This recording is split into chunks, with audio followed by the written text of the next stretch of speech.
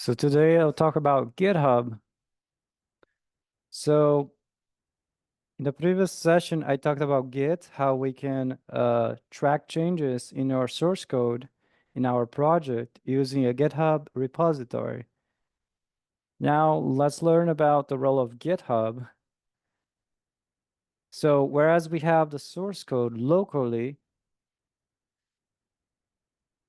we can push it to a remote location to kind of centralize it. And one of those places is GitHub. And it made coding socialized in the sense that whatever you have Instagram, you have Facebook, all this kind of social media, you can think of GitHub as a social media, but for coding. So we're going to see what to do in just a moment here. So today I'm going to use this repository. I'm going to paste in the Zoom chat to practice the examples. So once you go to GitHub, you can go to github.com/explore, and you can find out other people's source code. So basically, the most basic function of GitHub is hosting or storing the source code of people's projects. And when you scan, you're able to see other people's source code that's public, and people can suggest changes to it if they wish to do so. That's called open source. That's separate from closed source, where you cannot see the source code. All you get is a binary already compiled file of a program that you just execute. For example, Windows is a .exe file, and you have no idea how that was built. What's the original source code? That's a closed source. So open source, everybody can see, anybody can propose changes and contribute. So there are different ways you can go about GitHub. If you're somebody who wants to suggest changes or contribute to an open source project already written by somebody else, that's maybe hosted on github.com, or if you're working in a company and the company itself kind of employs GitHub to host the source code, but it's within the private setting in the sense that only the company employees have access to the source code, but not the people outside. So usually they call that practice inner source, where they kind of employ the practice of open source, but within the company only source. So it's kind of inner source. So I just want to point out there are competitors out there to GitHub in a similar service. If you ever heard GitLab, Atlassian, Bitbucket, Azure DevOps for Microsoft, and so on. They're all similar things. They do the same thing. Okay. Now, let's say I'm browsing GitHub and I found a project that I'd like to contribute.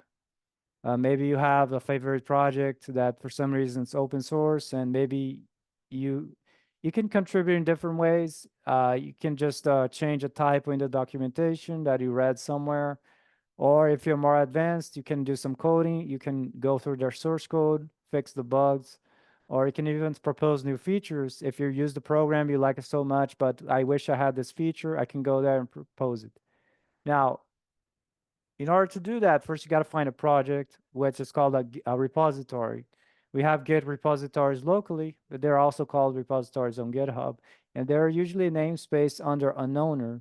So if you see like nest.js/SQLite, so the repository name is SQLite, and that belongs to the owner nest.js. It's probably, in the case of GitHub, it's either an individual person or it could be an organization. So if I click that nest.js here, it's probably an organization, and it has many, many repositories. And if I go back, click SQLite, that's one of their repositories. And I can see here the source code, all of the files, and I can go and have a look. Okay, this is what the code is like. I can browse everything and so on.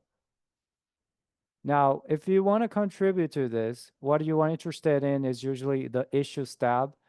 So those are tasks to do, or people can report bugs and that kind of stuff. So if you go there, this one doesn't have much, but usually either people have some question or whatever, they should put in issues as well. You see this one, dependency dashboard, has some things to do. So usually there's a title and there's some description about what this task or issue is about. And usually if you're in the open source setting and you want to contribute, usually you don't have direct access to the permissions to change the code. So what you have to do is usually you have to comment here, hey, I would like to help out with this task. And then once you comment that, the owner of the project will be able to see you. And if they wish to do so, they will go ahead and assign you to this task. Now we're going to demonstrate how to do this with our repository here. Okay, so this is the repository in case you haven't gotten. I pasted in the Zoom chat again.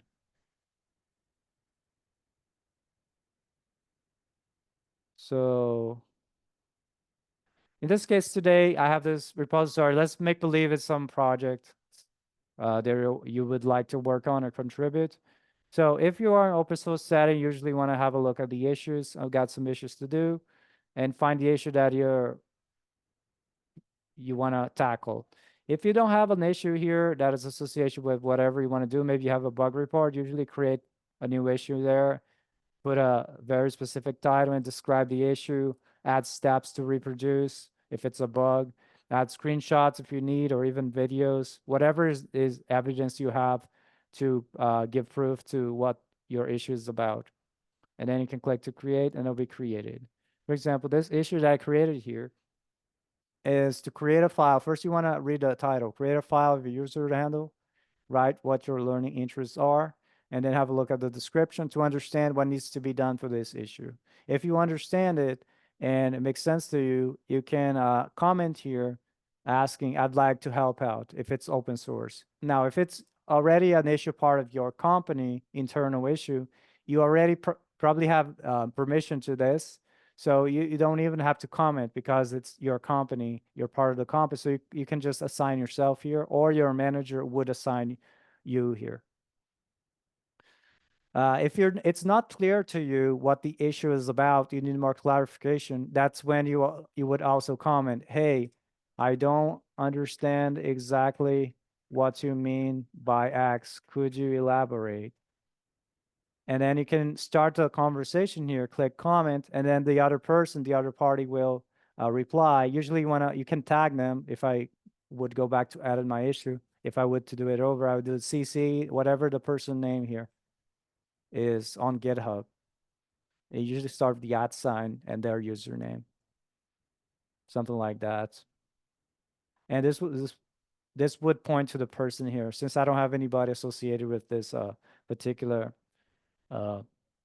repository of that name, it doesn't show anything. All right. And then the other party, assuming I'm using myself, but it'll be another person. Hey, I meant to be like this and that. Okay. And then you go back and forth talking to the other person, so on. You get the point.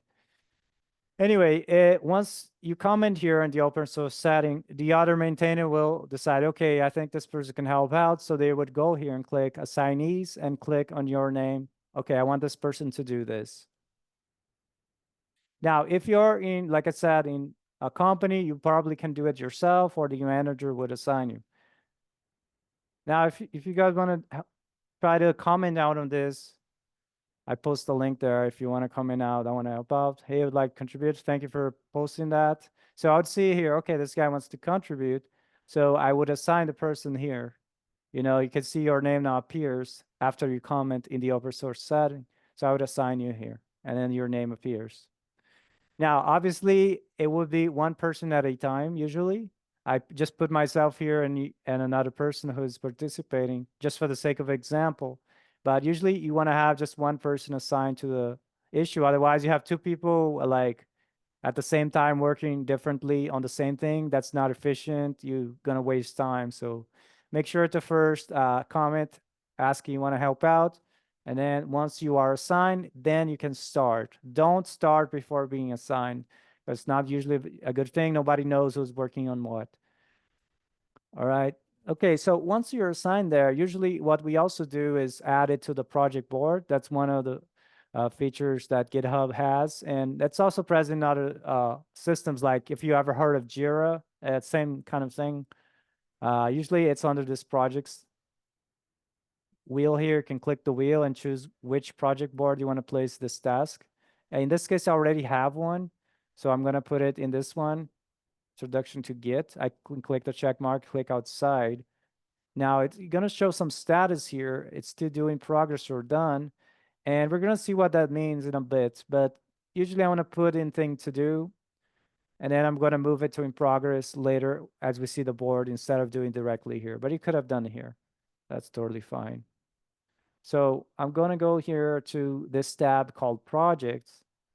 And this project, I made it visible publicly. So you should be able to see it if you click Projects and click this one. If you can't see it, just I'll place the link there. So as you can see here, this is like a team board. In the real world, it would either be the open source projects one, if they have one, or the team board.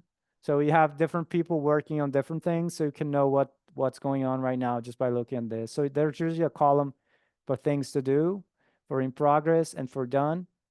You might see other additional columns depending on your workflow in the team. There might be an in review column where people have their pull requests there, the proposed code changes. There might be a column for things that you don't plan to do right now. Maybe it's called a nice box, something like that. That depends on your team. So as you can see here, that one that was assigned to me and the other person who's participated is under to-do column. So once you're ready to start on this issue, after being assigned, you want to move that to the in progress. Now, like I said, you could have done that from the issue page, or you can go here and click and hold the mouse button, drag and drop, to the other column in progress. Now people will know, okay, this person's now doing this. So usually the moment this would be brought up in the company setting is in stand-up meetings. Usually they could be every day or every other day, depending on your team. So everybody in the team meets to give a status of what you have done, what you're doing right now, and what you plan to do in the future. And people would usually bring this up and see what everybody and go through it and see how everybody's doing. What's the status of what you're doing? Do you have any blockers? Do you need help? Something like that. Okay, so once I did that, I can start working on the issue. And you can see I'm also working on teaching a lesson, which is what I'm doing right now. So anyway, you can either click here or go back to with the browser back button. If I click here, I can also see it like this. And thank you for another person. I will add you too here. Just make believe there's only one person, so I'll add you there. Okay, so we are ready to start on this issue. I have read the title. I have read the description. I have asked clarifying questions, and I'm good to go. So I need to create a file with my user handle, and then I need to add whatever sentence with my interests. So once I got that down, I would go to the code. Let me go back here.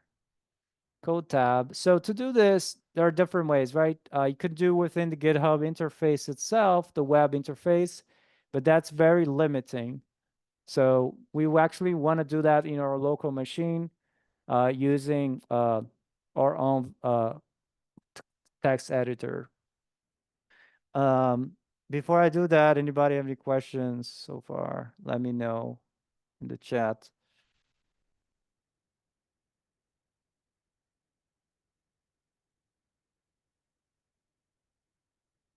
If nobody has any questions, I'll assume you're good, and I'll keep going.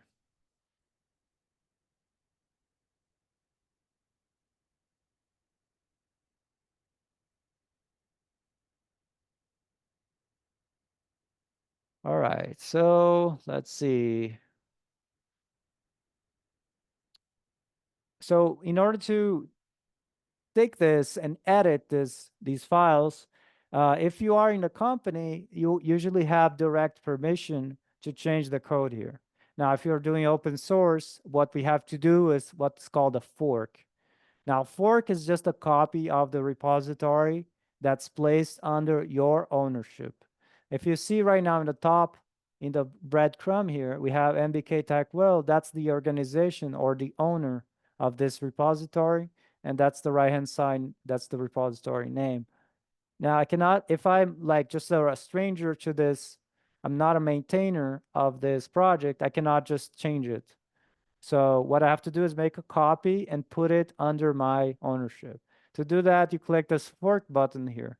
Now, keep in mind, forking is a feature from GitHub.com itself. It's not a Git feature, okay? Uh, if you want to simulate this with just Git, you would have to copy the code, basically clone it, and then create a repository under your name and then push that. But since that is all taken care of behind the scenes by GitHub, we don't have to do that manually. So you just click this fork button and it will ask you what's the name you want. I'm just gonna use the same name under my user, okay? And then I'm gonna click create fork.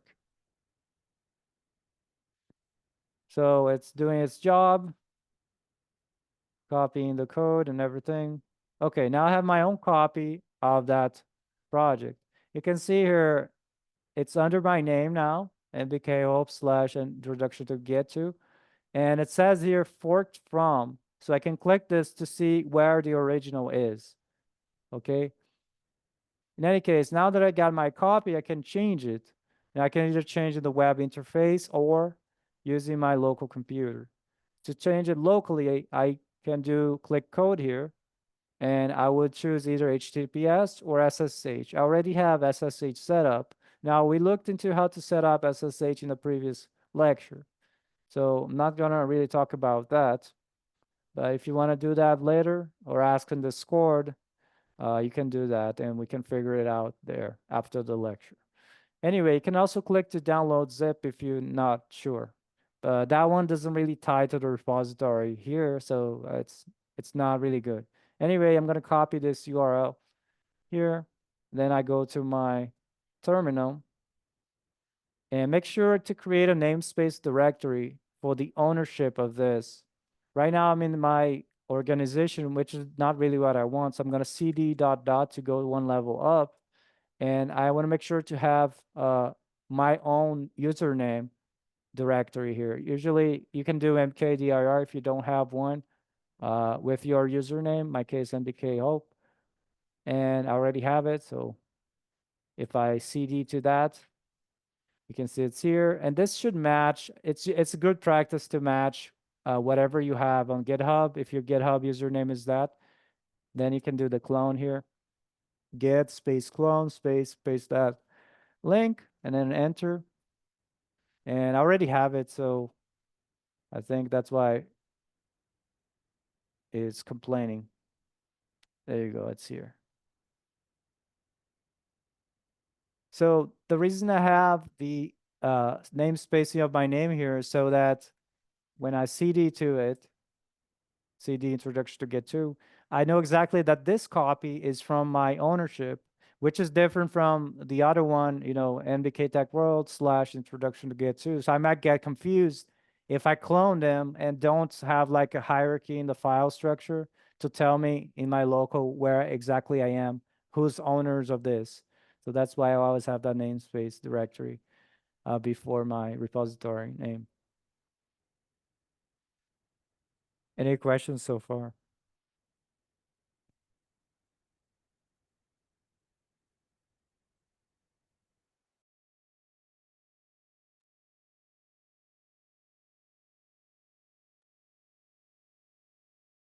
All right.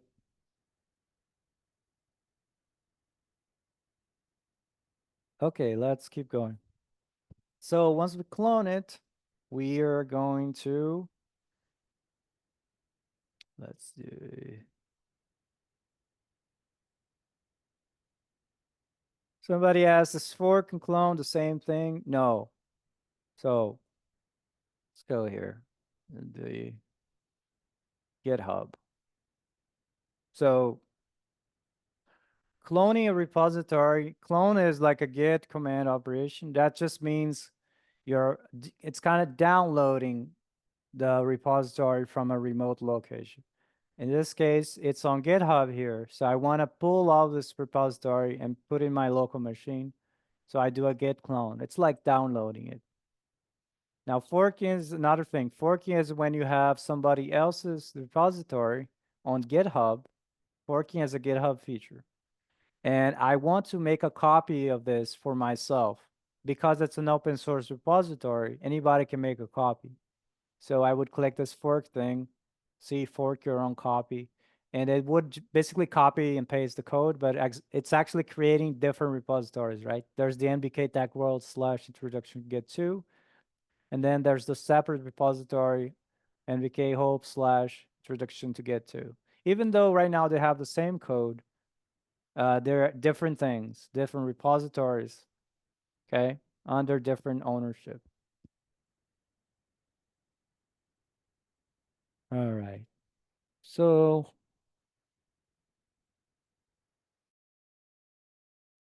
now that we got it locally, let's open it in the text editor. You can use whatever text editor you have. I use Visual Studio Code, so I can just type code space dot. Dot means current directory, and I should open Visual Studio Code. Let's see.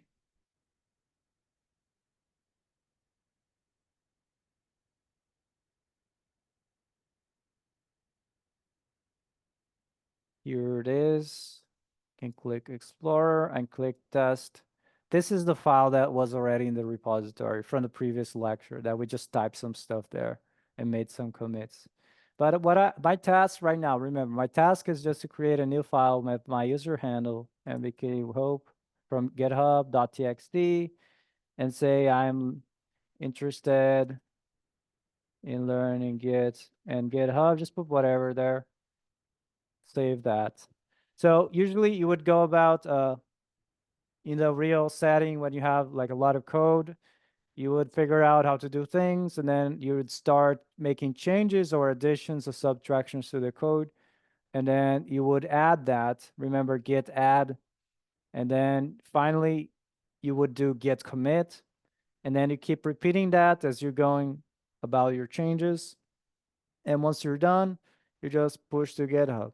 I forgot to say, usually we don't work on the master branch, which is the main timeline. We would usually make a feature branch, which would branch off on the master one or a main one. And then you work on your changes there. And once you're done, you would merge back into master, but you would merge through GitHub through what's called a pull request that we will do later.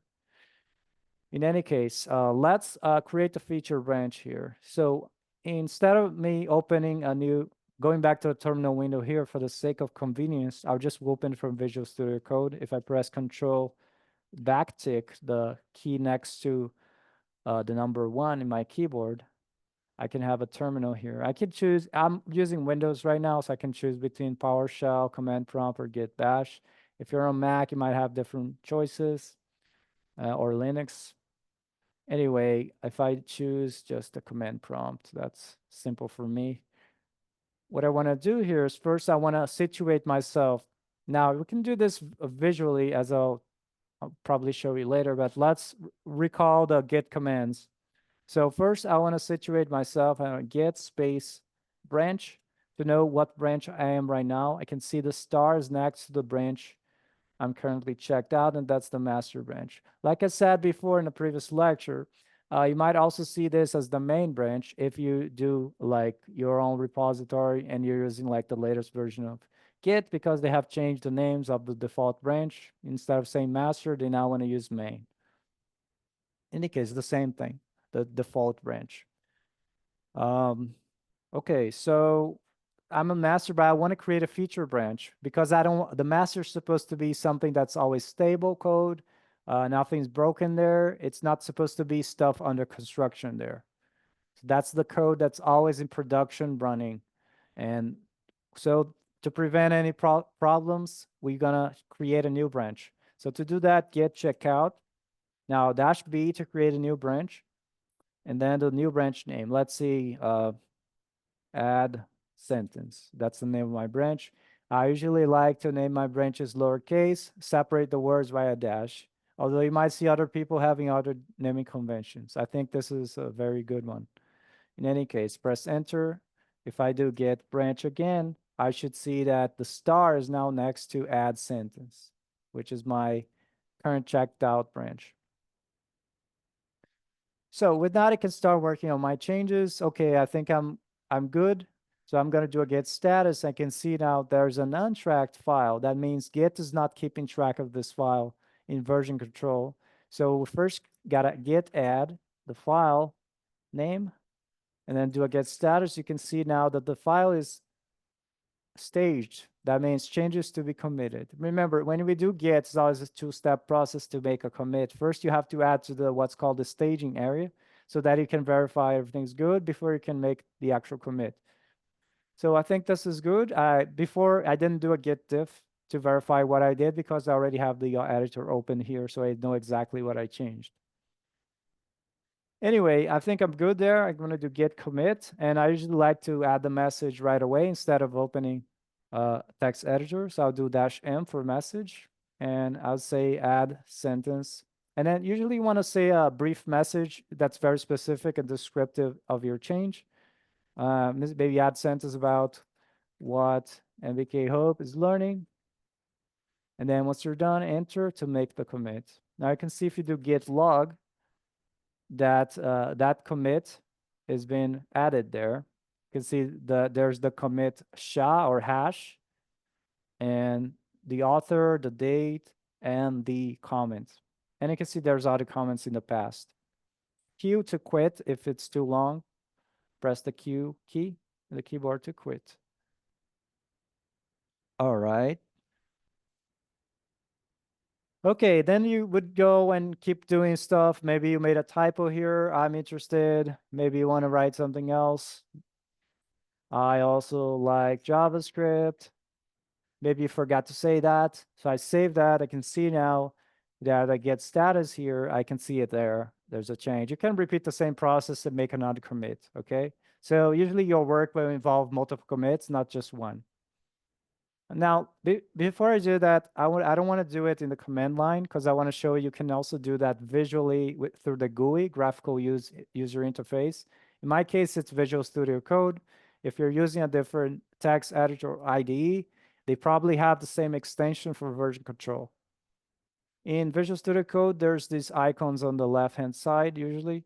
You can click the version control one, source control. That's usually this.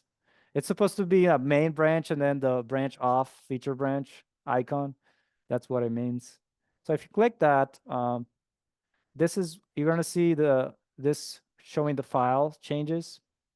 And this is basically the git status, okay, on the command line. So it's saying, okay, we got some changes in this file.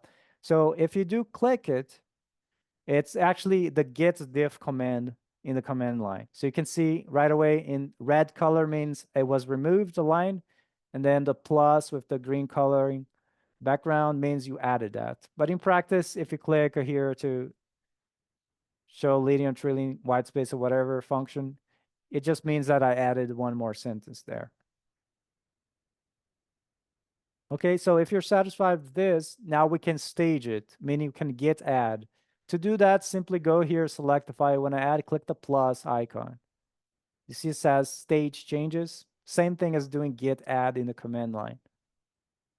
Now, once it's staged, you can click it again to verify once more. Okay, are you sure this is what you want? If you're okay with that, we'll proceed to git commit.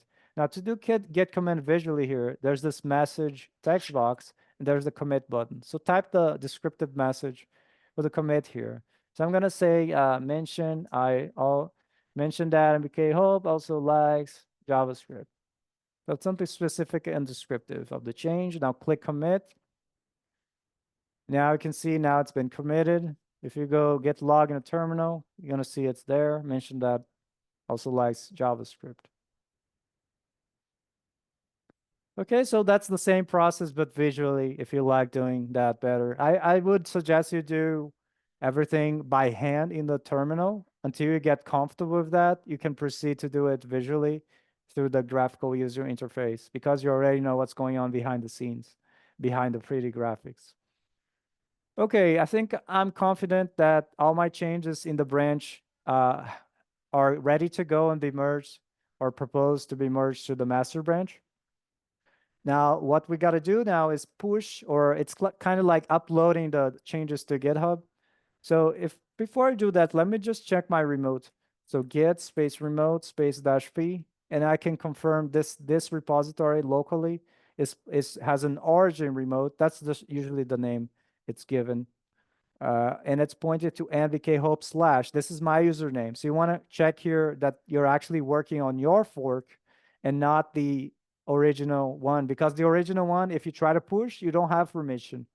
So that's why I'm checking. This is my origin. This is not the original. This is my copy. Therefore, I can push. So I can do git push. Now I want to push to what remote? The origin one, and then space. What's the branch you want to push? Well, I want to push the master branch. If you have main, that'll be main here. Now, usually when we do this, we can also add the -u option between the push and origin keyword to track this branch. So the next time we push, it would not need to say origin and then master. Now, mind you, I put master there. That's actually wrong, right? Because we're working in a feature branch, right? It's add -sentence. So I shouldn't put master here. That would push master, which is already up to date. So I actually want to use push origin and add -sentence. So I press that, and you can see it's now set up to track origin /add sentences. This origin / branch name prefix is the remote one usually. Okay, so when you see the / there and origin / it means the remote branch in the origin remote. And the add sentence is the local. So they keep the two copies, the remote one and you have the local one here. So to make the distinction, you need the origin / prefix. In any case, let's go to GitHub now. And if you refresh, or it's probably already here, to see add sentence is a new branch here. If you click this branch selector, let me refresh because it's not there. Branch selector here, it says now there's one called add sentence. I can click that to browse, and that one has the new file here. See the file? I can click that, and it's exactly what I typed locally. Now going back. Now this is just for my copy, right? I need to propose changes to the original. But before I do that, let me know if you have any questions.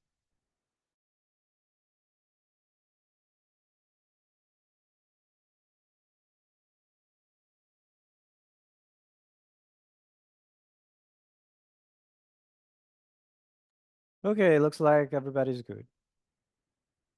Now, what we want to do now is called pull request. Now, pull request is just a means on GitHub. It's a GitHub feature that we use to propose code changes.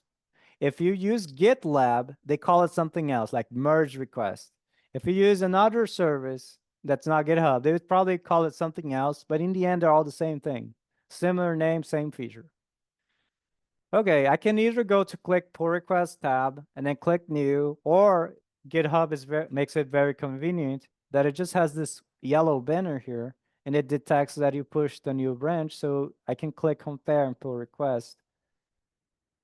Now let's read what this means here. You want to read from right to left, okay? So reading from the right, okay, you have the add sentence branch on your copy. This is my copy, right? You have my username / introduction to get to. Okay, that branch is going to be merged into the one on the left, right?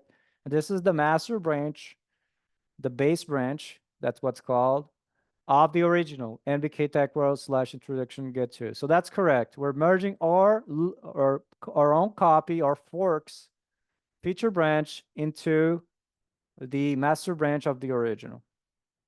Now, when you make a pull request, you want to add a title and a description.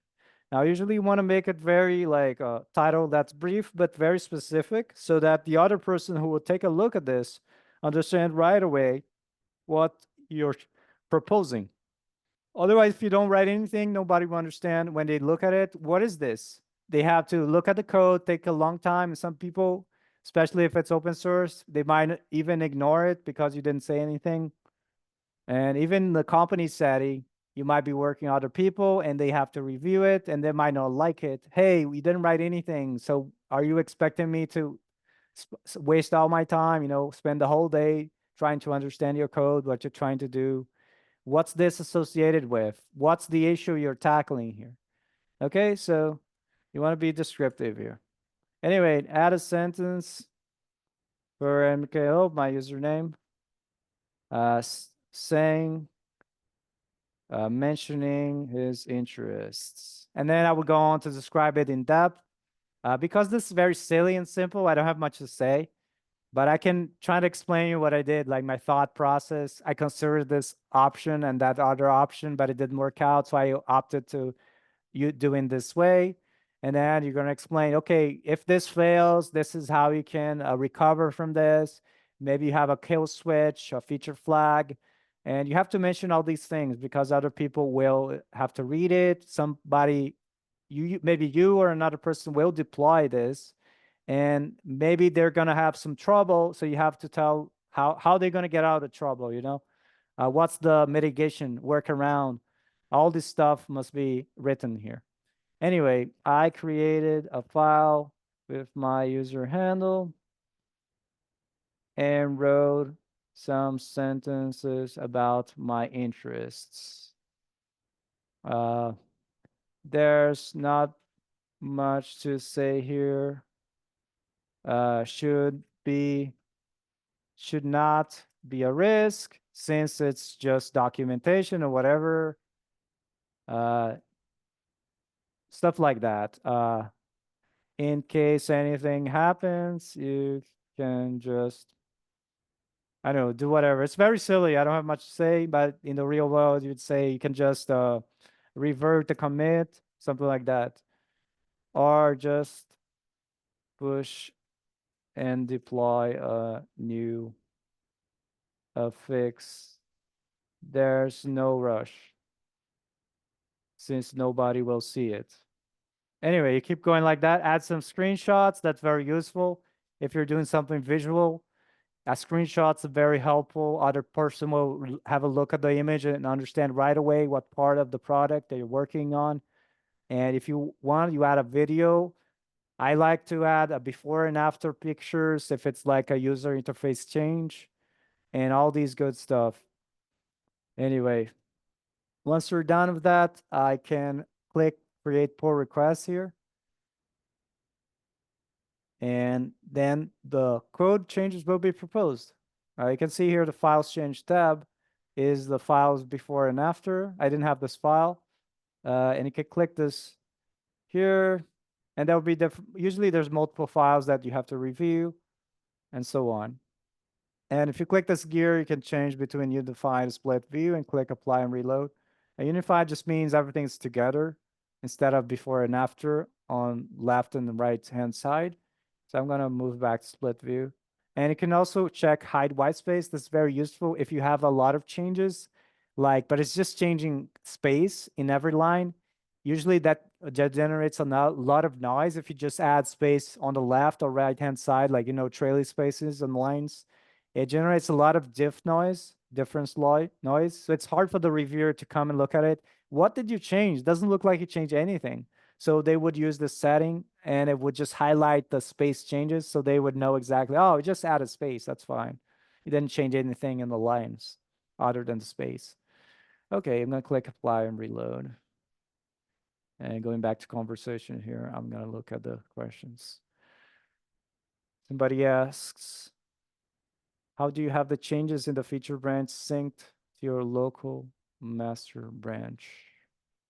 The feature branch syncs to your local master branch.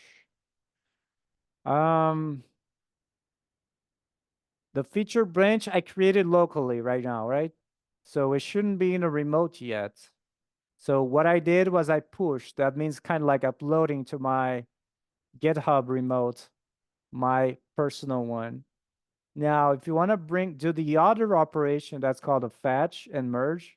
In this case, I don't have anything. There's no other person working on my fork that's changing my own code base. So it wouldn't be, really apply. But if you actually did, you would have to make a git fetch and then git merge origin slash feature branch name. Anyway, maybe I can demonstrate that later. Let's see, or right now, let's see. Anyway, uh, let's first change roles here. So I am here. I am ready for somebody else to review the code. So usually somebody else would be assigned. If you work on, there's a GitHub feature that you can get assigned automatically. A review will be assigned automatically based on the team and the code base ownership. But since we don't have it, usually if you ask, you would go in your, you know, your team board, you would move that to some column that would signal other people that it's ready to be reviewed, or maybe you go on a team chat like Slack and ask folks, hey, this is ready for review, please review my code, and then they would look at it. And usually if they're reviewing it, they can add their name here. And since I cannot review myself, I cannot choose it here. But anyway, another person would review. Typically, you want to have a separate person review your code instead of you doing it yourself. Uh, of course, there are exceptions if you're working in a startup environment, don't have many people, or you're just working, you're on your own, then that's the exception. But usually, and in like if you have enough people, you want to have them review your code. Anyway, let's assume I am the other person reviewing. I know it's my own. I would go here, my name would be here in the reviewers, and I would go here. Okay, I read the title. I understand what it means. I read the description, and then I click to see the files.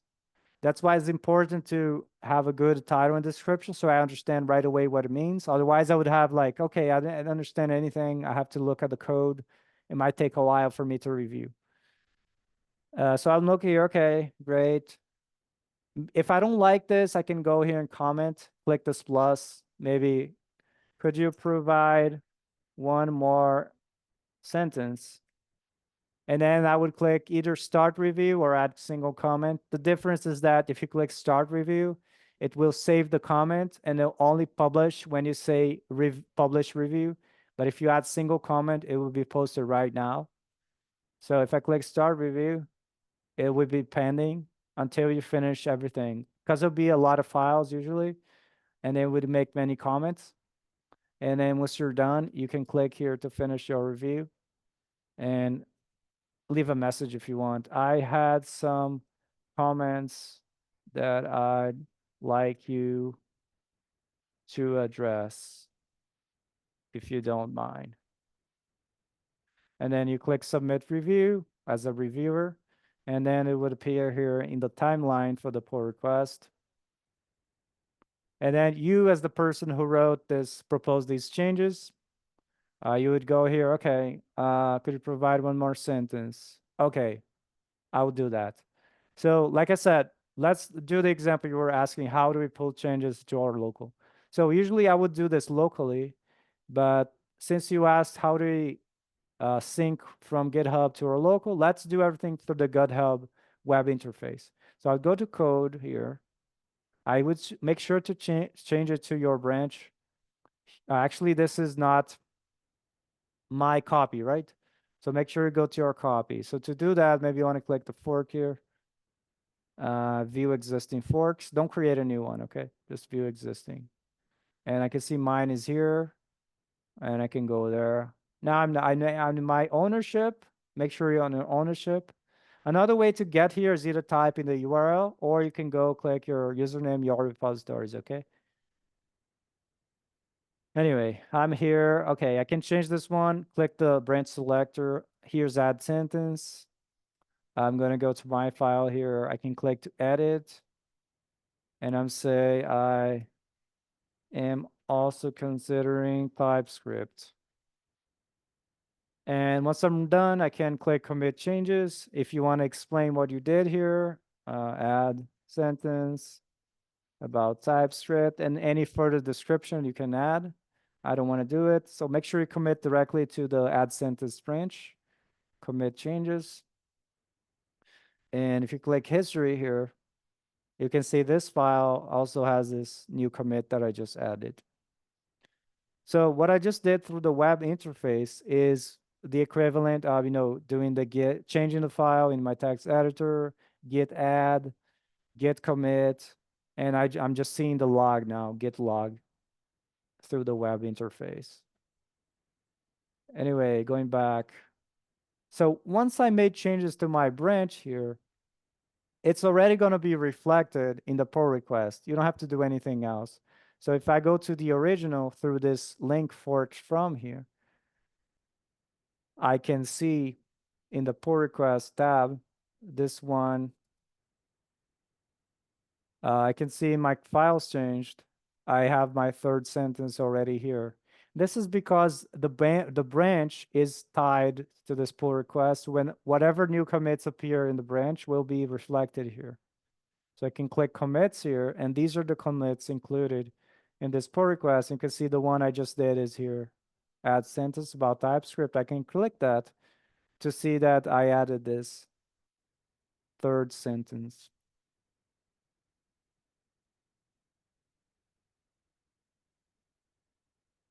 Okay. Now you ask, okay, how to sync locally? Now, if I go to my local, right, I still have the old version because the commits are on GitHub, not in my local. So to sync it, right, you have to first fetch. Usually it's called pull the changes. That's a shortcut, git pull, but you can do the separate operations, which would be git fetch.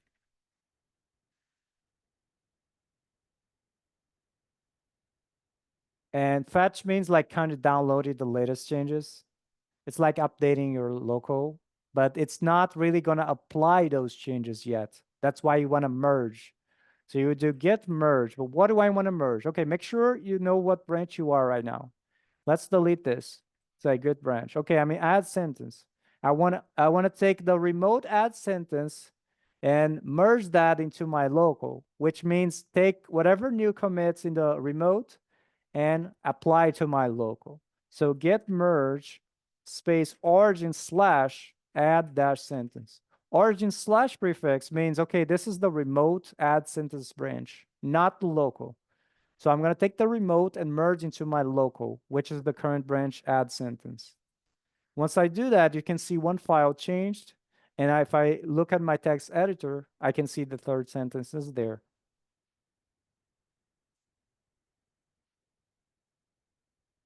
Okay, so that's how I sync locally if you change elsewhere. I simulated to GitHub, that'd probably be another person working on the same branch and doing their thing. Although that's not really recommended, Everybody will work on their own branches and doing different tasks. So if you're working on the same thing, you might get conflicts. Anyway, any questions so far?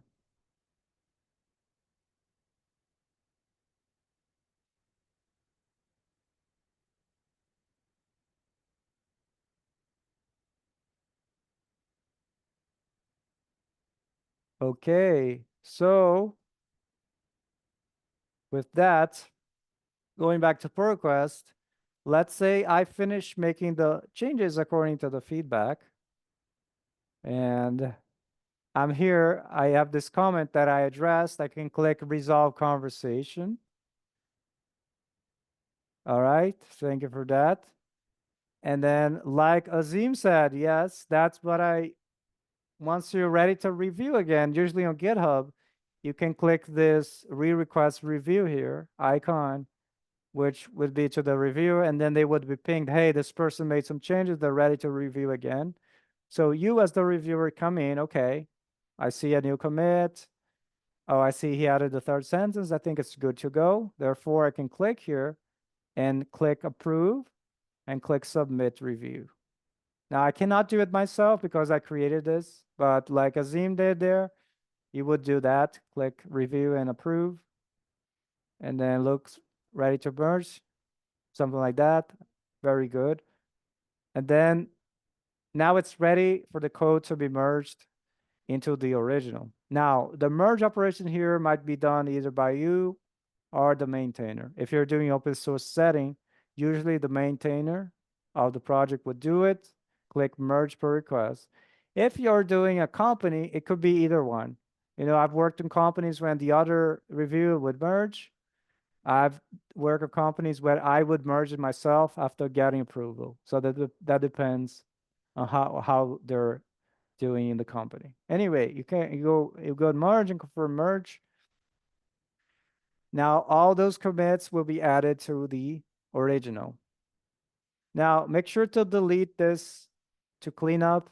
So the cleanup process is you delete the remote branch, feature branch, and then you go to your local here. Now, because I'm doing a fork, it's a little bit stuff that we have to do here. Because if I just do git checkout, let me just focus on going back here. Let's backtrack a little bit because we're not doing direct ownership. That might involve some more extra steps. So I clean the remote, but I make sure to clean my local. But before I do that, I just want to show that we are in the original one.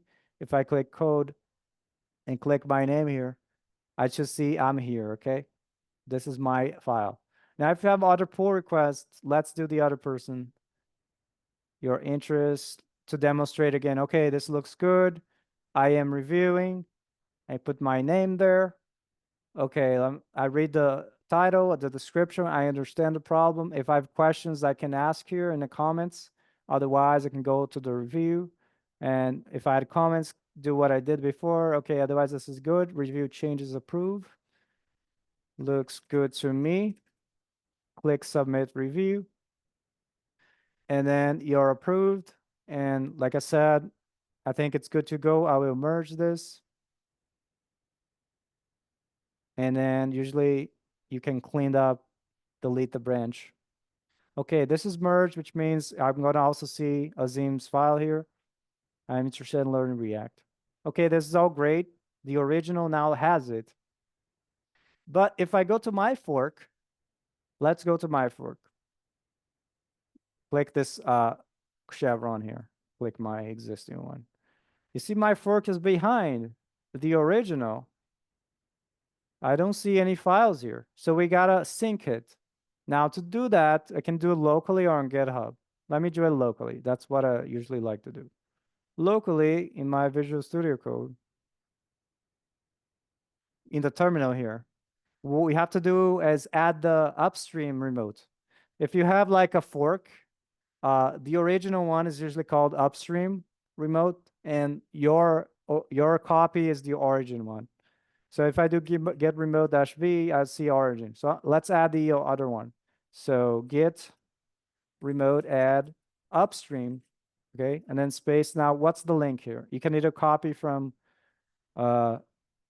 the page of the original or do it by hand following the same pattern. I could do it by hand, but just for the sake of showing you, go to the original, make sure it's the original mbk-tech-world / click code and copy the URL here. I'm doing SSH. Going back to terminal, paste that, enter. Now verify get remote -v. V means verbose, so it shows the URLs. I can see this is the upstream and it's pointing to mbk-tech-world, which is the original. Okay, now I want to do git fetch. Now, which one I want to fetch? Well, I want to fetch upstream, which is the original because it has new changes. Now I want to do the following. Okay, I'm in the branch add sentence, but that one is gone, right? I don't need it anymore. So make sure to first check out master, switch to master, git branch. You can see I'm in master. You don't need add sentence anymore, but before we delete it, let's just git merge upstream / master. Because upstream is the original, it has new commits / master. Make sure you have a slash, no space. Okay, I took the upstream, the original master branch changes and applied to my local copy, my fork master. And I can see my files here, File Explorer. I have Azim's and my own. Okay, I'm updated locally, but not a GitHub yet. Therefore, I have to do what? Well, I have to git push origin because origin is my fork on GitHub and then master to update it there. Okay, so we took changes from the original, merged into our local master, and finally pushed to our forks remote on GitHub. Okay, once you're done there, delete the add sentence branch because it's no longer needed. Git branch -d add dash sentence. Be careful, don't delete master. Delete the feature branch. Okay, if I do git branch again, it's gone, it's cleaned up. Okay. Now I'm good, cleaned up branches, did the feature. Now, something I forget to say, remember the board. If you're working on a team, going back to the board here, project board in the original. Usually in the pull request, something I didn't mention is, let's see here. If I go back to the issue here, this is issue number what? Number 2, right? Because I see the number 2. Something we usually do is in the pull request description. Let me go back to my pull request. I click to edit here. I should have done it in the first time, okay? Usually we say something like resolve hash and then the issue that it resolves. In this case, number 2, right? So that way it's tying this pull request to the issue. So they're linked together. So this one I know, okay, the reviewer will understand, oh, you're tackling this issue. And then I also link them together here so that you can see here on the right-hand side, successfully merging this pull request may close these issues. So I can click there. And this is the issue I was tackling, right? And right now it's complete, but it's still open. So what I have to do is I usually go here. And if you want to leave a comment, feel free to do so. Usually you could say like, I tested this in production, everything's right, or we launched this, something like that. Or then click close. So it means it's complete. And if you look at the board, it's now been moved automatically to done. It's like an automation from GitHub. But if you didn't have that, let's suppose bring it back to in progress. Suppose it didn't happen, you would go in here and bring a drag and drop to done, okay? If it doesn't do automatically.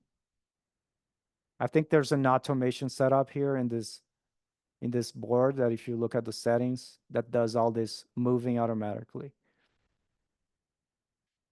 Anyway, I think my lesson is almost over, so I'll move it to done once I finish it, and make sure to close the issue as well, because they're two separate things usually. But looks like there's also an automation to whenever I move something in the board, it closes it when it moves to done. So there you go, it's here. Anyway, so that's how you go about collaborating and proposing changes to GitHub.